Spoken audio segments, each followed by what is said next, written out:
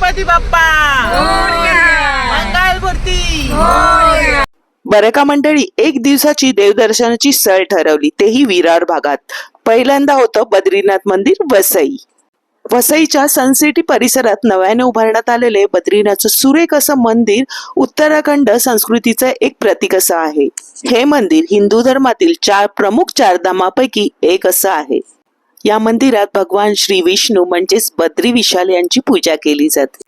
नव्याने उभारलेले हे मंदिर भक्तांसाठी पूर्णपणे खुले असून तुम्ही स्थानिक वेळेनुसार सकाळी किंवा संध्याकाळी इथे दर्शनाला जाऊ शकता.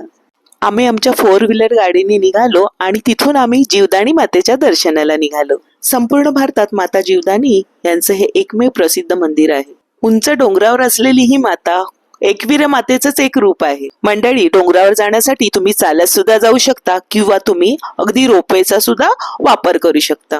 येऊन जाऊन रोपवेचं तिकीट आहे 250 रुपये. इथे आम्ही ओटीचं सामान घेतलं आणि आम्ही सुद्धा रोपवेच्या मार्गाने जाण्याचं ठरवलं.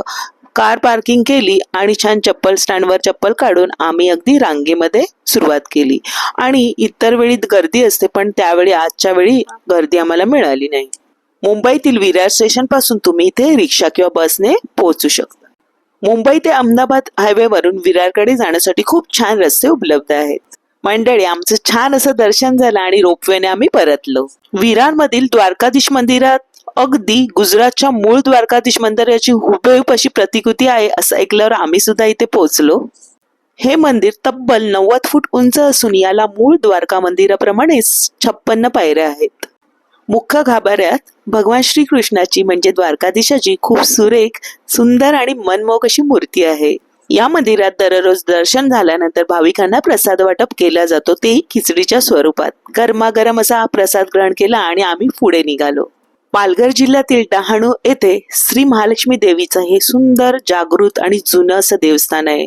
स्थानिक कोळी, वारली आणि कृषीप्रधान समाजाचं रक्षण करता म्हणून श्रीदेवी डहाणूची पूजन केले जातं.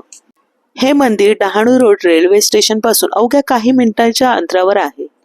ही महालक्ष्मी साक्षात कोल्हापूरची श्री करवीर निवासिनी आई श्री महालक्ष्मी अंबाबाईचे रूप मानले जाते. तिथूनच आम्ही गणेशपुरी इथे आलो. स्वामी श्री नित्यानंद महाराजांचा मठ आणि इथे असलेले गरम पाण्याचे झरे.